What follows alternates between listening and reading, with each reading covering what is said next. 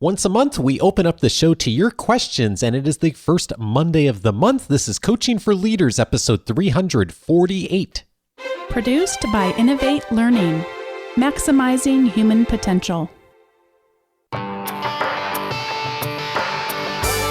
Greetings to you from Orange County, California. This is Coaching for Leaders, and I'm your host, Dave Stachowiak. Leaders aren't born, they're made. And this weekly show gives you access to the practical wisdom that will empower you to become a better leader. Once a month, we open up the show to questions. If you have a question for us that you'd like us to consider for a future episode, go over to coachingforleaders.com/feedback. That is the very best way to submit it to us for consideration. And just about every month, I am joined by the fabulous, the extraordinary Bonni Stachowiak, who is here with me in studio. Hello, Bonni. Hello, Dave. Thank you for the compliment. Maybe you should help people have a little lower expectations and then I can exceed them. I've been staring at a computer screen almost the entire day, and it's nice to be interacting with another human being, especially one that I love so much. And I am feeling great because it's all about me. I was feeling bad yesterday. I have recovered from my health issues, and I'm feeling like I can take on the world. You're we're going to try top of the world. I am. We're going to try and take on the world here. And we're going to do it first, if we can, with Emily. Emily wrote in and said, I am a 29-year-old woman working in the construction industry as a project manager in the UK. I'm happy and engaged in my career and very driven to take it as far as it can go on this very steep learning curve that I'm currently on. I'm also single and would like one day to have a family. I feel I have to compact these exciting early years of my career in before I'm 35, though I used to think it was 30, and at a faster rate than my male counterparts, which is a challenge in and of itself. How do you think I can best use the time I have to position myself to maintain a full or part-time career in the future? Hello, Emily. I related so much to your message since I had that original timeline of thinking 30. Actually, I thought much younger than 30, and then 30 passed and 31 passed and wound up getting married on my 34th birthday. And I have a few things to say about this. One is I want to divide things up into things that you unfortunately aren't going to be able to control and then things that you can. Sadly, we still live in an age where sexism, and particularly sexism as it relates to our compensation and our opportunities to progress in organizations, is still alive and well. I recently listened to Harvard Business Review's new podcast called Women at Work, and I'd highly suggest you taking a listen to their episode about the wage gap. And I love that episode because it doesn't just say that there's a simplistic answer as to why there are disparities. It really does give the research the nuance that it deserves. So I would suggest checking that out to look a little bit further at the things that unfortunately are going to be out of your control. But of course, there's a lot that we can take charge of in our lives and a lot we can do to try to work to negate some of those elements and also to just have more control over what it is we decide to do with our very short years on this earth. One thing that, as I was reading through your profile, you might consider, if this resonates with you, is really starting to shift some of your focus, if you haven't already, into the idea of you being more in the entrepreneurial space in the construction industry. If this is an industry that you enjoy, if you were able to start your own business, just as an example, as someone who provided project management services to other construction companies, that would be a way for you to have control over your own hours, for how much time you put in, and for the kinds of clients that you decided to do business with. So I was thinking of that as one possibility, more the entrepreneurial route. And the other thing to consider is that sometimes in order to position ourselves to maintain a part-time or full-time career and have the kind of flexibility, we really do have to be able to look outside to other organizations. I don't think you said how long you've been working at your company, but you have more flexibility if your eyes are continually open for what other firms what other companies might be able to be flexible enough to adapt to the kind of lifestyle that you want to live. I did want to just mention one other thing that I wish you the best as far as pursuing one day having a family. And one of the things I really appreciate about my family is Dave, in that I still continue on this full-time career, although my career is a little bit non-traditional in that I do have summers off since I'm a professor and work at a university. But it's wonderful to still have this steep learning curve. I feel like I'm always on this steep learning curve in life, and that never has to stop. And because I have a partner like Dave, because I have someone who sees just as much of an interest in being a full partner in the raising of our children, and not, I mean, some men, I'm sure you've heard of, like, I'm going to help with the kids tonight, honey. And it's like, you're not helping with the kids. They're your kids, or they're our kids, And so I just love that I have that kind of a partner, and I wish you the best finding someone like that, because for me personally, I do just really love the ability to still pursue my lifelong learning, my career, and then also get to be a part of influencing these precious little lives. I feel so much the same way, Bonnie. And one other thing I'd also mention, Emily, because we were talking about it this morning in our monthly Academy Symposium, is just the importance of building some good relationships with recruiters out there in the world too. If you haven't already done that, it's a wonderful long-term thing for many of us to be doing, is to, when the opportunity is there to, or someone reaches out to us on LinkedIn, I think if we can stretch ourselves a bit to have a conversation with the recruiter or to look at other opportunities, even if we're not thinking we're going to make the move now, getting to know who those people are and having them know you and trust you and understand what your long-term goals are, lays a great foundation. And I know Bonnie in particular has over the years developed a few relationships with recruiters, nothing she's currently doing, but really helped provide some perspective at times of change that was really valuable to her. And so I'd certainly encourage that too. And we really wish you well. And please keep us in the loop. We're excited to hear what happens with your next steps. This next question is from Patrick. In my career over the past 6 years, I have often found myself where I'm the only American in a meeting and often having to give a presentation to a very diverse group. For example, just a few weeks ago, I was giving a presentation in which there were attendees from Western Europe, Eastern Europe, Asia, and Latin America. And yes, I was the only American. I would love to hear an episode on your podcast on how to communicate effectively, not only with other cultures, but especially in a situation where there are so many different cultures. Patrick, thank you so much for the question. So one resource is, if you haven't already, and anyone listening, set up your free membership. Go to coachingforleaders.com, set up your free membership. When you get access to the podcast library, there is a tag on global culture. And if you click that tag, you're going to find one of the episodes listed there is how to influence cross-culturally. And my guest was Erin Meyer on that episode. It's episode 286. Erin Meyer is a professor at INSEAD in Europe. I believe she's in France. And she is probably the leading voice, I think, right now on how to navigate global culture. And in that episode, we really spent a lot of time talking about when you are navigating situations between cultures and you have multiple cultures you're working together, what are the kinds of things you want to be thinking about? And in particular, she really divides behaviors down to 8 key areas that she's looked at in her research around global culture, and goes into detail on that in the episode. I'd also recommend her book, Culture Map, or The Culture Map. And I think that if you are dealing with this a lot, which sounds like you are, I think that would be a really, really helpful resource. So I'm not sure I have a specific answer to your direct question, which is when you have a lot of cultures in the room, how do you navigate that? And I'm actually going to ask Bonnie this in just a moment too, because she's done a little bit more of this than I have.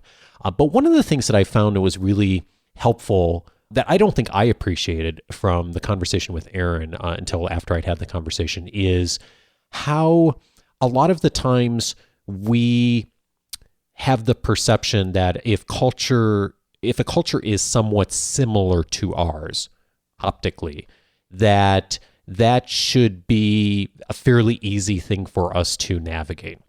So as an example, I think a lot of people would look at the United States business culture and then look at like the UK business culture and say, well, they speak the same language. They're both Western business cultures. Those would be similar cultures. And it turns out that when executives and expats, transition to other organizations around the globe, that oftentimes the biggest challenges are going between cultures that seem optically very similar. And part of the reason is for that, of course, is because we assume that because things look and sound somewhat similar, that they're going to be the same. And of course, as going between any culture, things are in many cases very different, if not more subtly different. But it's easy to miss those. And so that's something that really came up for me, and I've certainly utilized in coaching and in talking with our Academy members since that episode aired of thinking about some more of the subtle differences between culture that often will catch us off guard if we're not taking the time to prepare for. So one of the pieces of preparation to do is to get involved with her work and to take a look at her book. Bonni, you did this earlier in your career where you would do a lot more traveling internationally, and I know you worked with folks in a lot of different cultures in the executive role you were in. I'm curious if there's anything you would do in advance of those meetings and trips that would help prepare you for the different cultures that would be in the room. One of the things that I would recommend has to do with how you design the presentations themselves. And of course, that is something that you do to prepare in advance. I give this advice to you today regarding intercultural communication, but I also give it to someone who is presenting to an entire group full of Americans. And that has to do with the way that you design the slides themselves and having those slides help with the issue of cognitive load. Here's how a lot of business presentations go, whether they're internationally focused or whether they are focused on one country. And that is that we have 7 bullets, and each bullet has, 15 words in it. And we're expecting for people to be able to listen to us talk and also to read the verbose words that we have put on the PowerPoint presentation. So what I would suggest to you to do is instead to convey your ideas visually and keep the words very minimal on those PowerPoints so that people can stay focused on what you're saying instead, because not only do they have to translate what you're saying into their native language, but they also have to translate the words that are on your slides into their native language. And then you're adding to that cognitive load, which makes it difficult for us, if impossible, I would say, to do 2 things at once in this particular case. So that will help. But what I'd suggest you do in addition to that is for handouts, have a look at something called sliduments, or Nancy Duarte, who, by the way, check out Nancy Duarte's book, which is called Slidology. She's got lots of good advice for presenting with reducing people's cognitive load. So Slidology is a great resource. Gar Reynolds, Garr Reynolds also has a wonderful book called Presentation Zen that will help you out with building beautiful slides as well. So sometimes people so that's a PowerPoint slide, right? Those are on my slide deck, whether I build in Keynote, whether I build it in PowerPoint, that's my slide deck. Some people recommend a printed document that looks similar to the slides that you're presenting, but that is more conducive to reading. Because people always say, like, if you're going to just put your entire presentation on slides, why don't you just print them out for me and I can read them, and then we don't have to have had this great expense to all come together. But particularly when you're dealing with people from other countries with speaking different languages than you, if you can create what's called a slidument or slide docs, it's like a combination between a PDF of, a big, long, verbose bunch of words, paragraphs, and beautifully visually designed slides.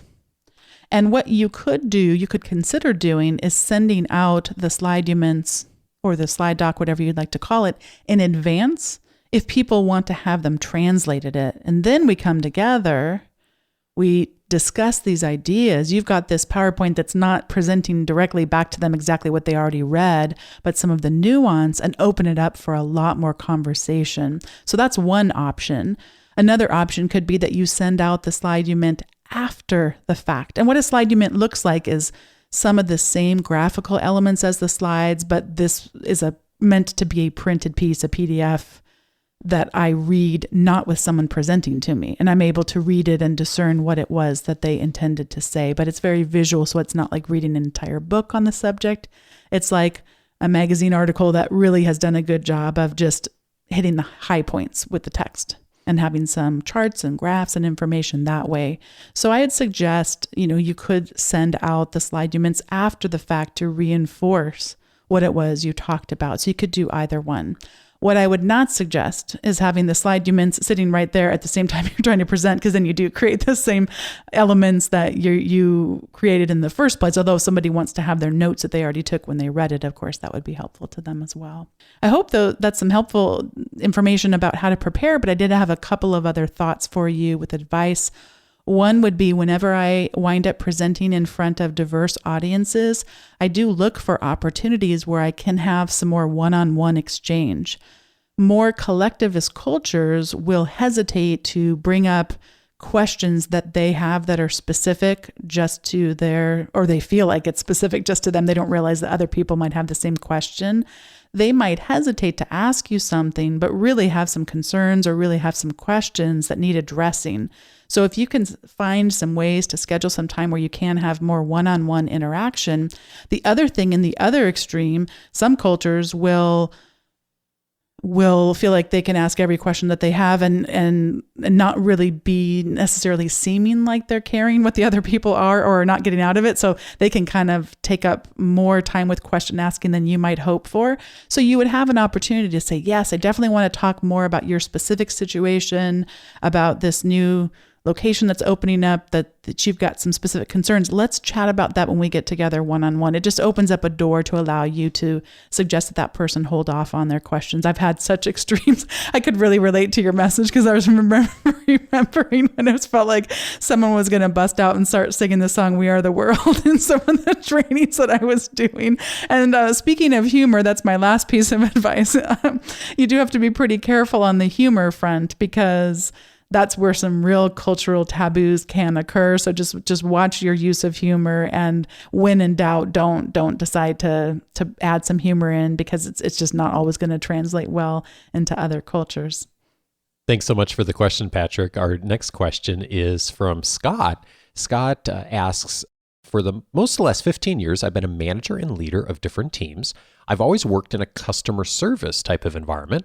I have accepted a position in an accounting department. I have my accounting degree, but I will be the newest member of the team with the least amount of direct experience. I was wondering if you had any suggestions or tips on how to best navigate this transition. First, Scott, I wanted to say congratulations, because this is a terrific move. As good or bad as this is, the reality of life is that usually you're going to find that you'll be compensated more for roles that are in accounting departments than you will for roles that are in customer service departments. I know that doesn't bode well for those of us, which is pretty much all of us who are customers, but that's generally the way the world works. So congratulations. Sounds like a great move for you.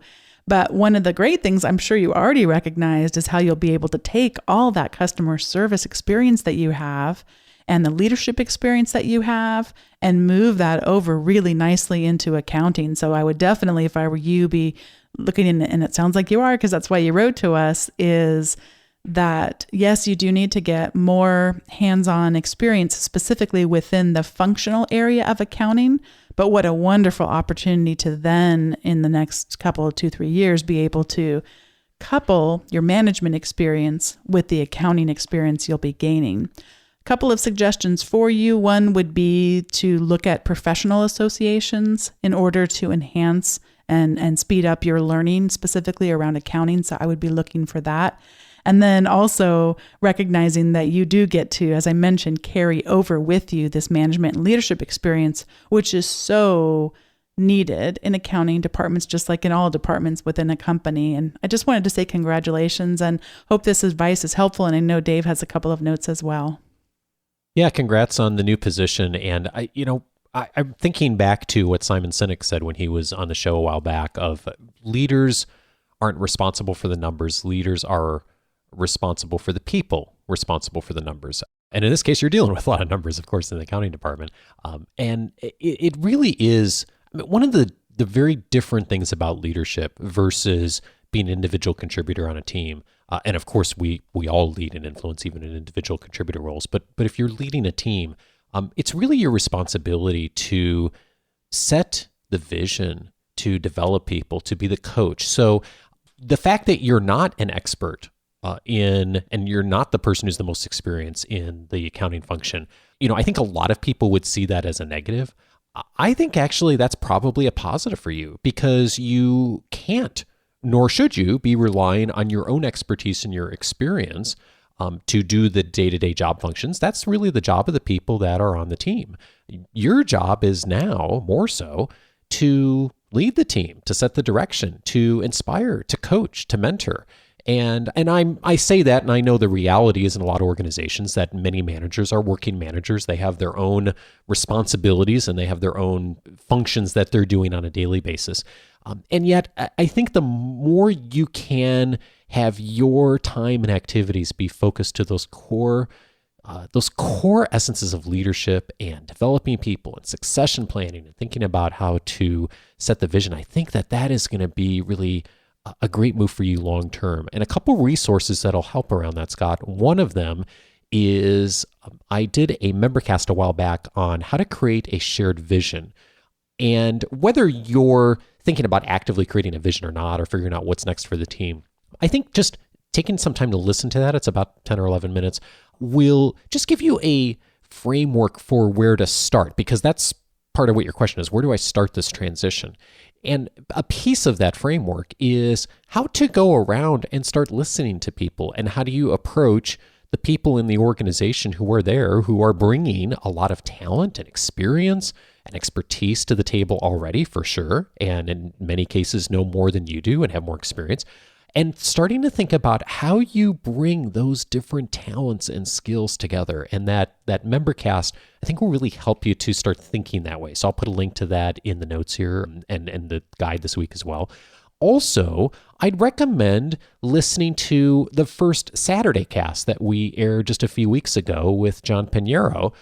John was on the show talking about his experience over the last year taking over leadership of a new team, something that you're doing right now. And he talked through some of the key things he had utilized from past episodes and experts who've been on the show, and how he implemented it practically and what he did. And part of it was thinking about some of the lessons from folks like Simon Sinek and how he applied it. I think listening to that, if you haven't already heard it, would be of value too. So I'd certainly encourage you to do that.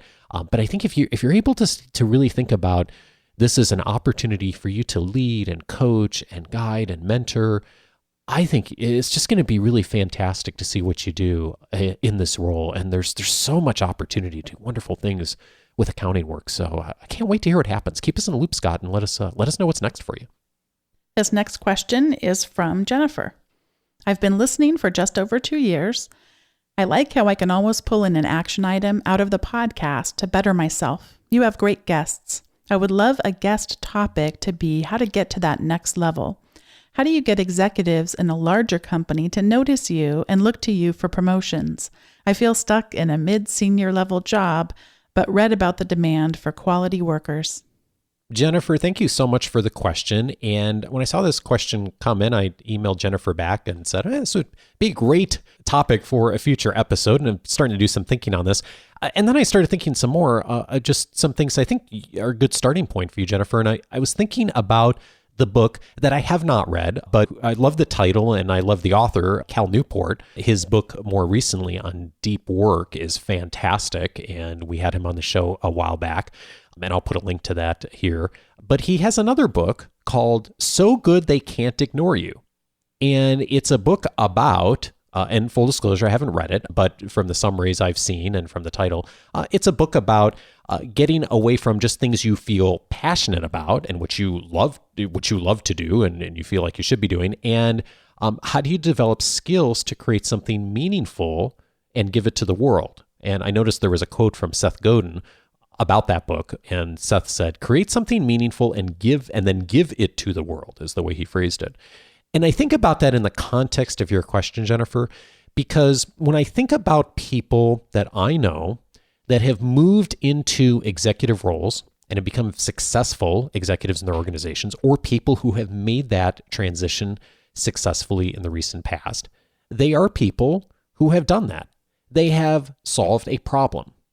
They have become really good at what they're doing. They have developed the skills to be very valuable to their organizations, mostly it's they have taken the time to survey the organization. I don't mean literally send out a survey, but they have identified what's going on in this organization that is a problem that I can solve, and that I can get together either myself or a small team or a group of people and proactively and innovatively look at an issue and solve it for the organization or a customer or a group of customers or all of the above. And if you are able to do that, you position yourself as someone who's incredibly valuable, not only to your organization, potentially other organizations down the road. And it's just, there's in most organizations and industries, there are so many opportunities to fix problems. And I'm sure you see them all around you. I hear about them every day from clients of, here's all the things going wrong in our organization. There's no shortage of issues. I would zero in on, what are one or two or three of them that you and maybe some other folks in the organization, if you partnered up with, could solve over a period of time that would really add value to what the organization's doing. And if you can do that and produce great results, and even if you don't produce great results, you're going to learn from it, you're going to get more experience. That is something that is a wonderful way to position yourself for executive leadership, because people notice that initiative even if you don't quite get the results that you were looking for. I have a couple of thoughts for you as well. One is the sad truth that sometimes in order to move up, you've got to move out. And you can attract a lot more attention from other organizations than you sometimes can from your own. I don't love that reality. I wish it didn't work that way. But one way that you can sort of replicate that reality without necessarily the turmoil that can sometimes be caused by jumping to a new organization and, some of the uncalculatable costs that come with that kind of thing, is to just find avenues where you can regularly infuse your mind with new ideas from other organizations that you can then bring back into yours. So it's almost like you're just creating this loop where you go out and find out what different companies are doing, what different people are doing. And of course, you can do that by joining associations or even informal networking groups. The great thing about that is you don't necessarily have to move companies, but then when you want to, you already have a network established of people that you know and people that you trust. So it's a good habit to get into. But if you're not even able to do that, you can just do it by listening to podcasts like the one that you are now, and by doing a lot of reading specifically in your industry and being able to pull out what are the high impact practices that people are using in other organizations, and finding ways to begin to informally and formally share those things back into your organization. I think Dave had some great advice for you too, and we absolutely wish you the best, because I totally can see what you're saying about how easy it is to get stuck. Organizations are not always great about building their mid-level leadership.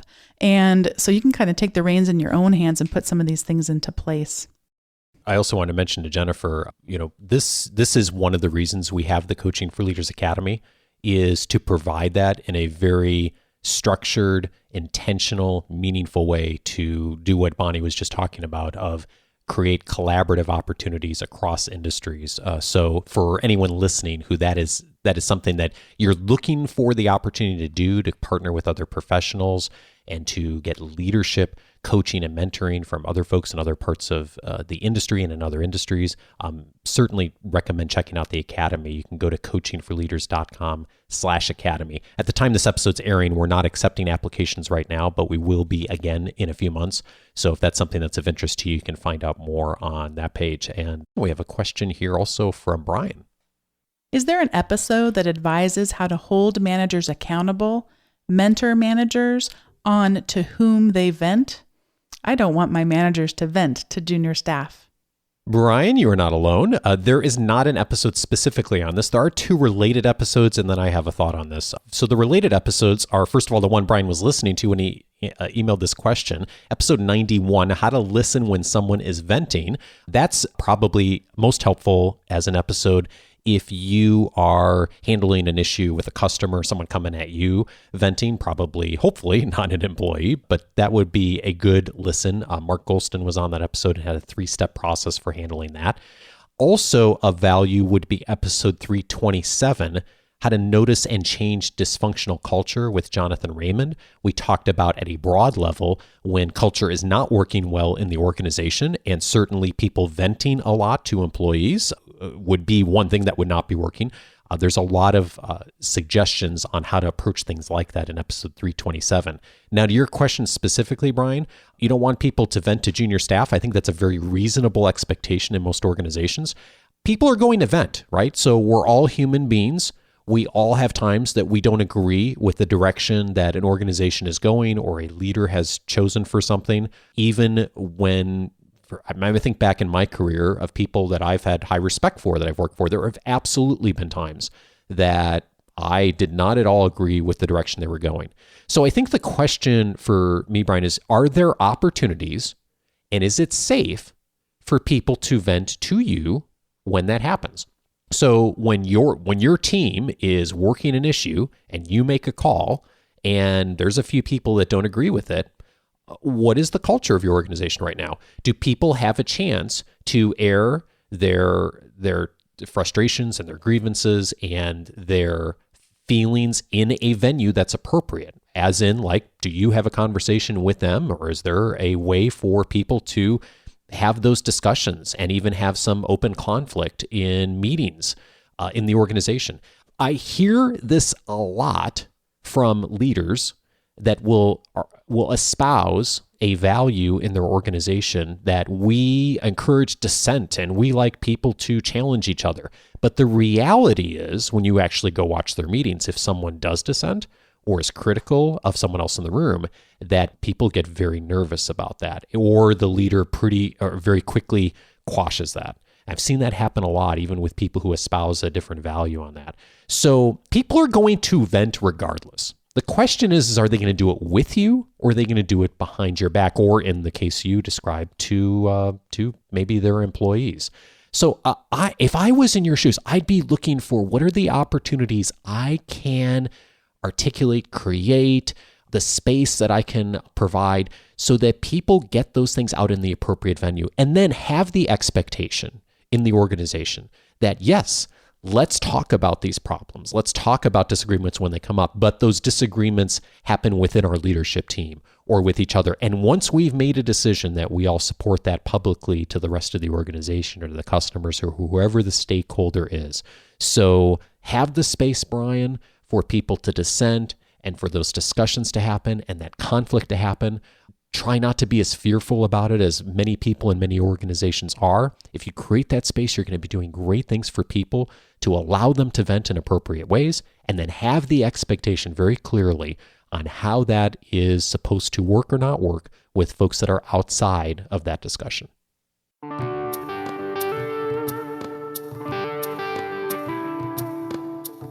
Thank you, Bonni. All of the resources we mentioned today will be in the show notes. And of course, this week's weekly leadership guide, a number of other episodes that will be helpful to you if you found today's questions of interest or relevant to what you're dealing with right now. We mentioned a few of them early on, but if you go on the coachingforleaders.com website and set up your free membership, you'll get access to all of the past episodes organized by topic. Some of them that you will find that will be helpful to today's conversation is episode 91, How to Listen When Someone is Venting. I mentioned that earlier with Mark Goldstein. A 3-step process on how to handle that effectively. Check that out in the podcast library. Also, episode 233, How to Make Deep Work Happen. That is with Cal Newport. If you are thinking about strategies you can use to be more productive and to find more time to get the most important work done and to make that space and margin in your schedule to do so, Cal Newport is probably the top thinker on how to do this well. Episode 233 is a great place to start. It's under the productivity tab in the podcast library. I mentioned episode 286 earlier, how to influence cross-culturally with Aaron Meyer. I already mentioned all the details of that episode, but that's episode 286. Check that out. That's under the global culture topic. Also, episode 327, I mentioned Notice and Change Dysfunctional Culture. That is with Jonathan Raymond. We talked about some of the key strategies to handle dysfunctional culture when you see it in your organization. And of course, sometimes the message from that conversation is we don't see it, especially if we're the leader in that situation. So a lot of strategies there on how to navigate that well. Also, I mentioned 2 other resources, audio resources on the website. One of them is Membercast number 4, how to create a team vision. If the conversation about setting a vision was of value to you, that Membercast will be helpful. And then finally, the first Saturday cast, The Path to Start Leading Your Team with John Pinheiro. If you didn't hear that episode, I think that you'll find John's practical advice on how he's utilized a number of the episodes in the past to really provide not only a strong foundation, but results for his team over the last year. I think it's worth a listen as well. And you can, of course, find all of those on the coachingforleaders.com website. And there, if you haven't already, set up your free membership. It'll give you access to all those past episodes, my free audio course, the book notes, the Membercast, just about everything is there inside the membership portal. Just go over to coachingforleaders.com and you'll get all of that, including access to the Wednesday weekly leadership guide that comes to your inbox every Wednesday. And next week, I am glad to welcome to the show Ginger Hardage. Ginger is the former Senior Vice President of Culture at Southwest Airlines. Southwest Airlines, of course, is probably the preeminent example of an organization that has a wonderful culture, and not only that, but produces wonderful results. She's going to be teaching us how to create unstoppable cultures in our organizations. Don't miss that conversation. Thank you as well this week to Chad Smith and Chris Lutien here in the States, and to Shez07 in Australia for the very kind reviews you left on Apple Podcasts. Thank you so much to all 3 of you. Hey, if you've been listening to the show for a bit and would like to leave a rating or review, I'm always grateful for those. I read every one. Coachingforleaders.com/Apple is the easiest way to go, or whatever platform you listen on. Have a great week and see you next week to talk about cultures.